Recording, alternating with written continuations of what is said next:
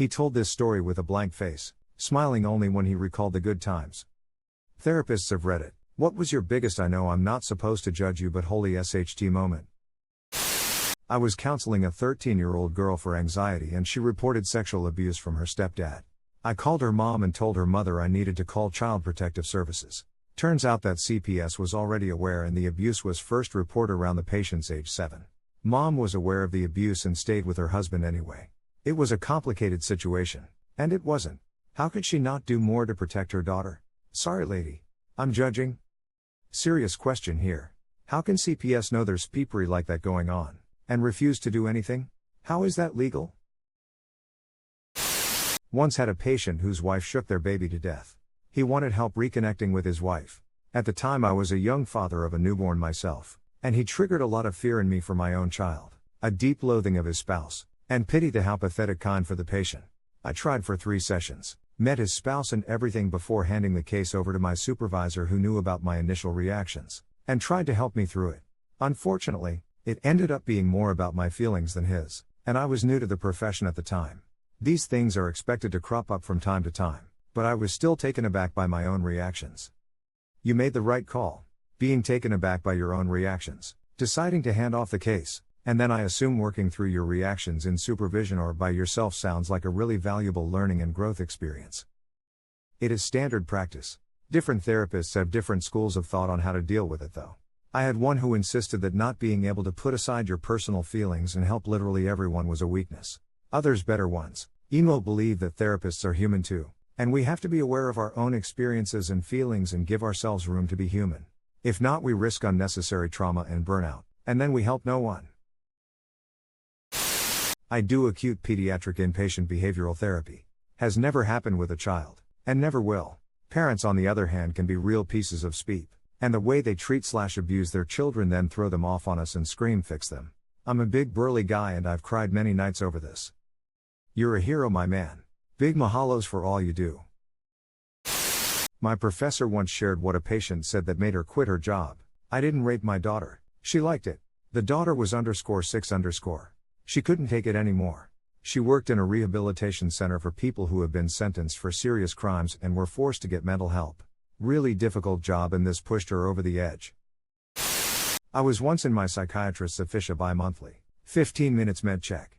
She asked me what was going on, more as conversation. I told her that in the last 6 weeks, my 3 elders, aunt and 2 uncles I was guardian/conservator for, had died on right after the other. My wife had a heart attack. My daughter attempted suicide. And my mom broke her hip and had laid on her floor for a week before being found. She drank and ate from the dog's bowls. I got that call within 10 minutes of setting up the last funeral. She stopped the meeting, got on the phone with a therapist in the office next to her and had her postpone her next meeting to speak with me. I was so peeped up. I had no idea. I think she saved my life. I really hope you're doing better, man. Here's my most recent one. As the pandemic worsened here in the US and more lockdowns are on their way, one of my most extroverted clients and I brainstormed ways to meet her social needs while remaining safe. The following week she canceled her session and told me that she's positive for COVID after attending an orgy, which definitely wasn't one of our ideas. I let out the deepest, most defeated sigh after I hung up the phone. I'm super extroverted and the struggle in 2020 is real.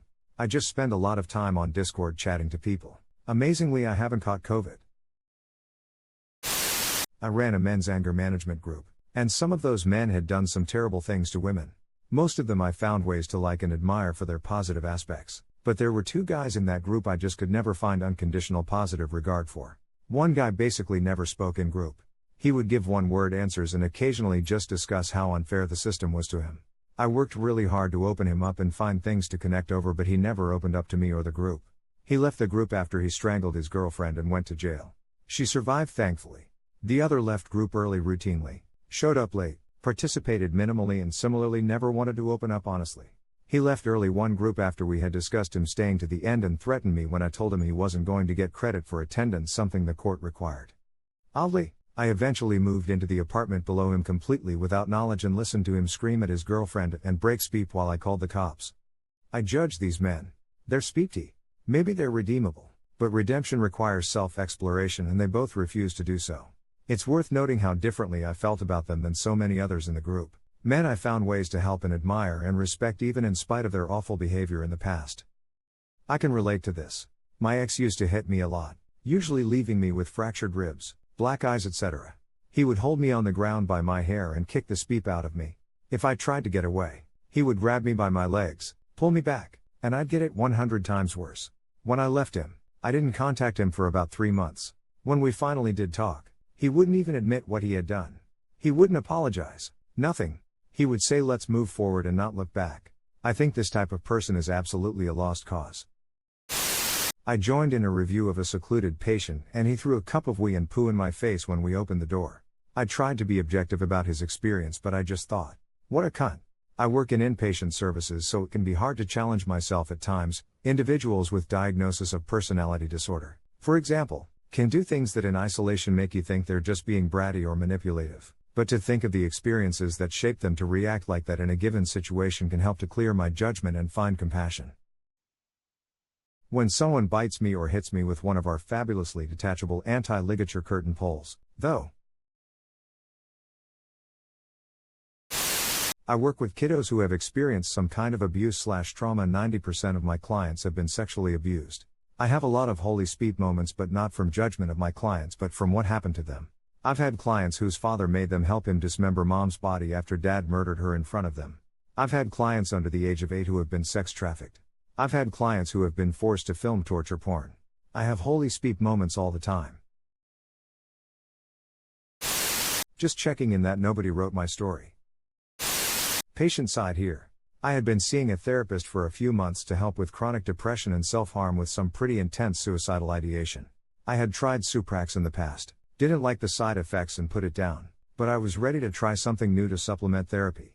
Everyone within earshot was calling Wellbutrin a miracle and lifesaver, so I figured I'd give it a shot. Since my therapist couldn't prescribe drugs, I got an appointment with a psychiatrist. My first appointment, I explain what I've got going on, what I'm doing to work on it, and what I'm looking for in seeing him. I do a pretty good job holding myself together in public. I dress myself, I hold down jobs. At that point I lived on my own, now living with my partner. All in all, I've got a well-polished mask. I guess it's too good, because pretty early in our session he looked at me and said, I don't think you're depressed. Bro, this is the first time we met. I've been here for 20 minutes, and you're ready to reverse my diagnosis? Cool, bro. It's not often I get to talk about my profession, but here goes. I was working at a drug and alcohol rehabilitation center and had a client come in who was a self-proclaimed drug lord. As we worked together, he told me about his history. Included in this history was how he got to where he was currently at. During the conversation, this man admitted to selling his sister into sex slavery, forcibly injecting her with several sedatives and narcotics, and having several people teach her a lesson what this meant. He never shared. He told this story with a blank face, smiling only when he recalled the good times, which he referred to as times when he had enough heroin to get through the day. I'm not sure where he is at now, but this man inspired me to work with victims of sex trafficking. Because not only do they deal with the stigma of selling their bodies, they often manage drug addictions. People would honestly be floored if they realized how many people were addicted to chemicals that they were forcibly given.